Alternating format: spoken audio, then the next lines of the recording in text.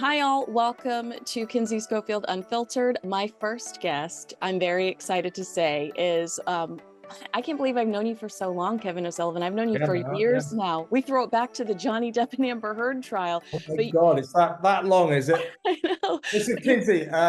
Well, actually, everybody, I'm Kevin O'Sullivan, and I'm very, very honoured to be Kinsey's first guest. oh, I'll thank do you. the intros for you. How's that? Thank you. Thank you. Well, you're much better at it. And you've got a brand new show called The Political Asylum with Kevin O'Sullivan. But that's interesting to me because I know you are such a genius when it comes to politics, but I immediately associate you with Hollywood. You lived here for 10 years. You are a junkie for TV and film. And it's so fun to read what you write, the way you write about things. I was going back reading some of your old quotes about EastEnders and Oh how like yeah. emotional you were about EastEnders. What was living in Hollywood like? Tell me what a typical day in the life for you was. You told me at one point you were friends with Lisa Marie Presley. I mean, who were you seeing at the coffee shop? What was that like? Well, I went there in about 1990, and I've been a sort of long-standing journalist here in London. So I thought if I'm going to write about it, I might as well go and live there, in the capital of world capital of showbiz, and see how I got on. And I loved it there. I kicked off living in Beverly Hills. Then I moved to Hollywood. And then I bought a house in, if anybody knows LA, I bought a house underneath the Hollywood sign up in Beechwood So Canyon. you were like right here. Yeah. Literally. See that sign in the background? I was kind of down there. Yeah. Yeah, I mean, I got to know some interesting people. I mean, so I knew one of the producers of Friends, so I kind of knew the cast of Friends a bit. And I had mutual friends who were very friendly with Lisa Marie Presley and Priscilla Presley. So I used to go to parties with those guys. And you'd think, wouldn't you, that those kind of parties would be really, really flash, but they weren't. They were in this place called the Villa Carlotta, which is up on Franklin. And they were great fun. So yeah, I got to know a fair few people while I was there, and I loved it there. Oh, well, yeah, you every time you talk about it, you do seem to be positive about it, whereas I'm like homeless people in the streets, they've ruined the city, the Democrats. So I think you had it at a much nicer nicer time. Um, what are you watching right now? I think of you every time I turn on Under the Bridge. I'm loving Under the Bridge with Riley Keough because we had a Daisy Jones in the six, Right, yeah, we did, didn't we? I love that series. I yeah. tell you what I've been watching, Kinsey. It's on Netflix. Have you seen the new Ripley with what's his name, Andrew Scott in it? It's in black and white. And it's excellent. It's excellent. I recommend that. The irony is for 12 years I wrote this TV column, so I had to watch about 36 hours of television a week on average. And then I found out that my readers watched even more than that. Anyway, so since I stopped having to watch that much TV, I've kind of cut back a lot. And to be honest with you, working here on Talk TV, Talk Radio, as you say, I've now got a show from 7 to 10 every evening, weekday evening. I don't get to watch much television, but what I do watch tends to be sort of Netflix, Amazon Prime, American stuff. Let me tell you, Americans make better TV than we do. Oh, that is so funny because I have noted that the majority of stuff that I watch, there is a British accent, and I'm like, what's wrong with me? Obviously, I'm just obsessed with this culture. I wanted to ask you about, your foot in politics. Is Hollywood very different? Is acting very different than covering politics? Aren't they all kind of putting on a show? I've sort of segued into politics, as I say, I was on the national newspaper, various national newspapers here in London, for, I don't know, 20, 30, 25 years or something. Then I headed for Hollywood. So I've done my showbiz thing. I've interviewed all the stars in the 90s, all you name them, I interviewed them, like Schwarzenegger, Stallone, Tom Cruise, Michael Douglas, all of them. So I got to know some of them quite not well, but they'd always know who I was. So once you've done that, so I did the showbiz scene here in Britain. Then I went to Tinseltown, did that scene. Where do I go from there? So I kind of thought, it's time to move on, say goodbye to showbiz and get involved in some serious stuff. So yeah, politics now. So what is the But difference? but don't you feel like watching everybody backflip over putting one person on a plane to Rwanda is kind of show busy? Like, aren't you like, well, is this just a little scripted and inauthentic? Yeah, well, yeah. I mean, the way I present, the way I present. I mean, I'm not an experienced broadcaster. Well, I suppose You I've got are. a I've got a few years under my belt now, but the way I present, I turn everything into a comedy, sometimes too much. I mean, I just say, if you're my age, and you've been around a lot, everything becomes sort of comic, really.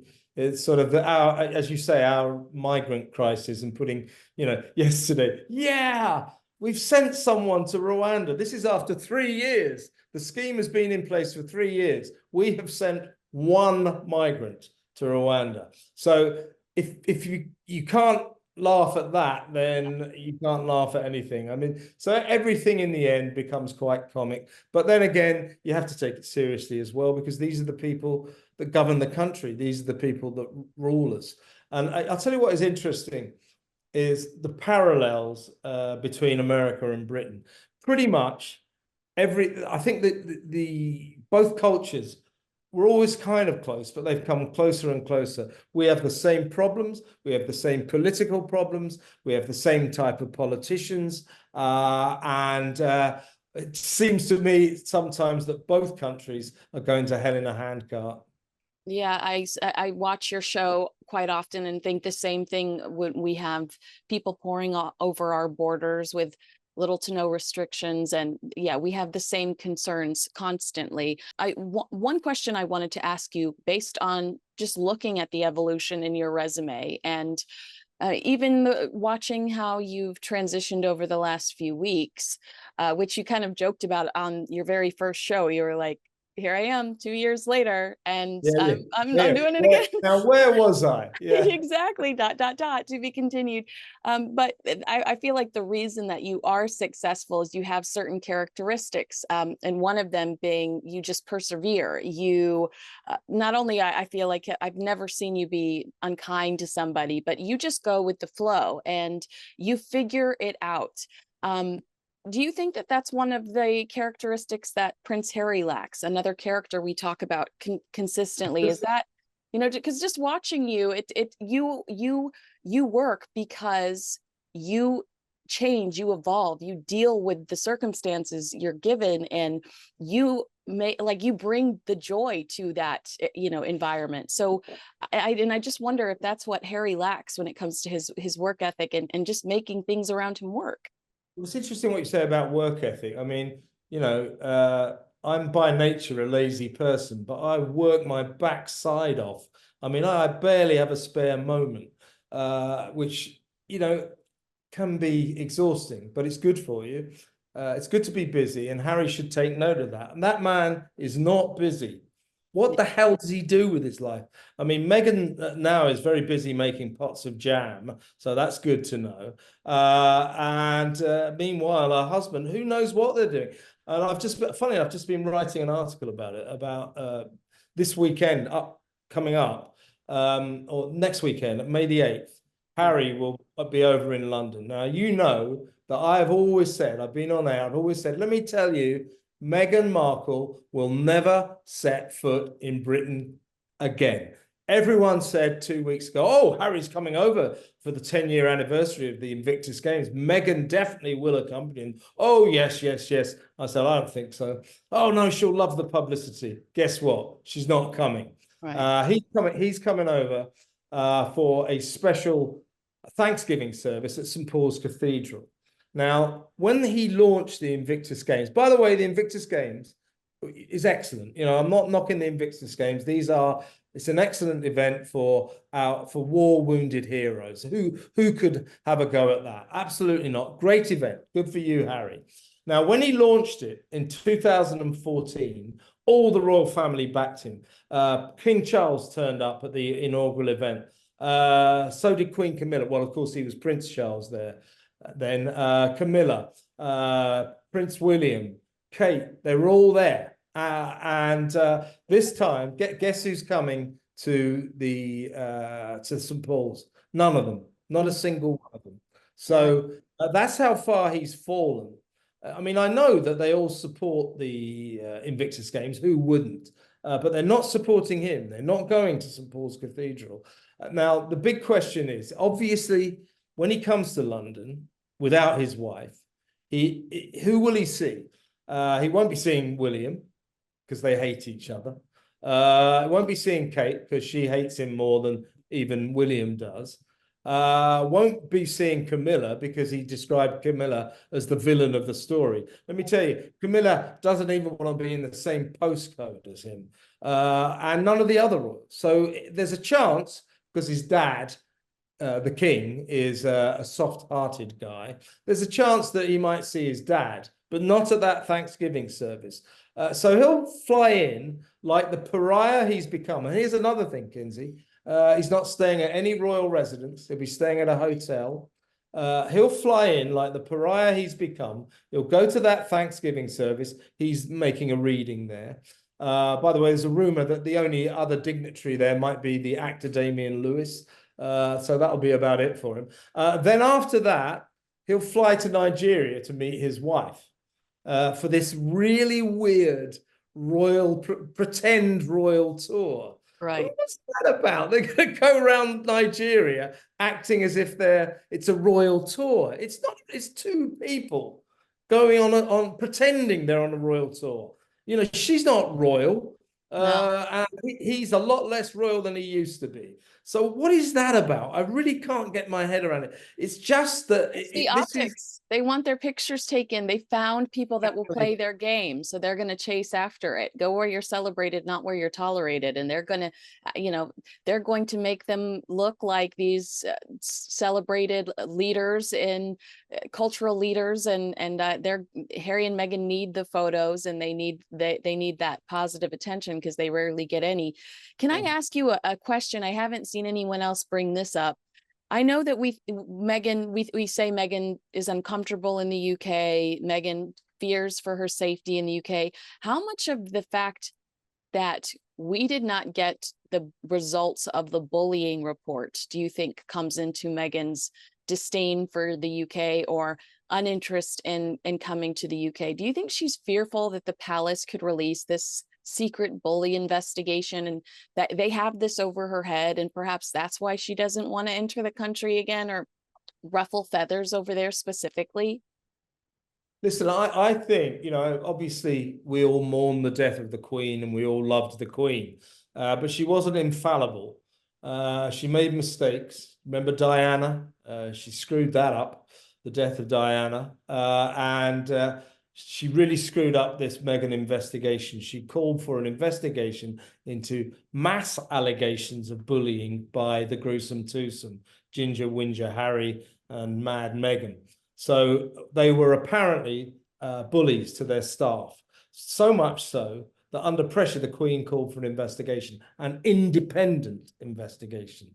So nothing to do with the royals, no insiders, barristers and investigators investigated this. And we never, ever got to see the results of that investigation. And frankly, that's a disgrace. That's a disgrace. We ought to know. I think you paid for it, right? I mean, didn't taxpayers pay for that? Of course. We pay significant amounts of money to the royal family. And that's why, people always get really angry with me because I say, I've got a right to know. I want to know about these. Just leave them alone. Let them have their privacy.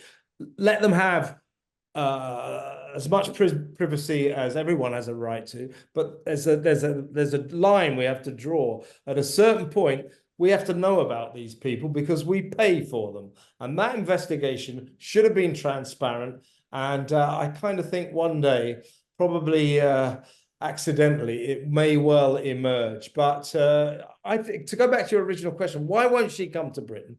I don't think.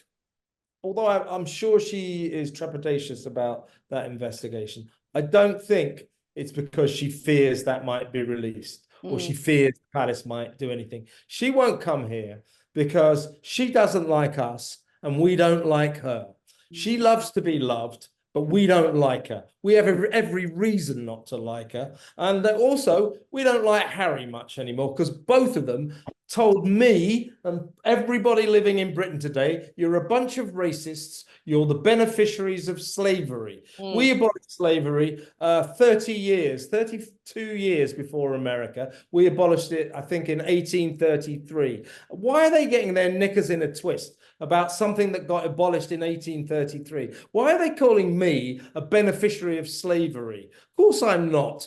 And why are they calling me and everyone in this country a racist? Why are they calling the royal family racists? It's a disgrace. So we don't like her. We don't like him much anymore. And good riddance. I hope they really enjoy pretending to be on a royal tour in Nigeria. Yeah, I mean, I feel like all of that stuff is just a diversion tactic. You didn't wear a Nazi costume for a Halloween party. You know, it just all feels like they're trying to distract from their own personal issues. Kevin, I don't want to take up too much of your time today because you've got a show to do, The Political Asylum. I have fairly soon, actually. Yeah. With Kevin O'Sullivan. Can I ask you a question? Yeah. Can you buy anything from American Riviera Orchard yet? Not yet, no. What are you looking forward to purchasing on with your American Express card? The jam, of course. Some. I want to get a lot of beige things. Oh yeah. It seems to be that's the only color she does. As I said, it's a breathtakingly beige website. After complaining on the Netflix documentary that she was not allowed to wear bright colors because she wasn't allowed to upstage Camilla or Kate. Like, if you're going to say that and put that out into the universe, you better walk out in a bold red the next time we see you. Yeah, look, you know, how can I put this? Meghan's relationship with the truth, and when I say the truth, I don't mean her truth, I mean the truth, is very, very tenuous. She seems to think she can say anything and everybody will believe her. Well, after that interview with Oprah, in which she's told 17 demonstrable, provable lies, I'm afraid that anything that woman says, the Duchess of Sussex says, you can take with a pinch of salt. And by the way, could she even point to Sussex on the map? Oh, has she even been to the county in Britain that she's supposed to be a duchess of? Nope. I would stress that is, you know, she complaining about having to learn your national anthem. I highly doubt that she's prioritized Googling the location of Sussex. So you're absolutely right. Well, Kevin, I'm actually going to upload this, but watch you at the same time. So you're not even leaving my sphere as I say goodbye to you. How nice is that? I get to keep you with me for several hours. It's amazing. And by the way, while you're on, we always love having you on our show every single time. So I'll probably be on to you tomorrow, actually. Great. That sounds awesome. All right. Well, everyone, thanks so much for watching my first interview, Kinsey Schofield Unfiltered. Please subscribe to this channel. So much more to come. And I will continue to be on with Kevin O'Sullivan. So continue to subscribe to Talk TV too. Thanks, everyone.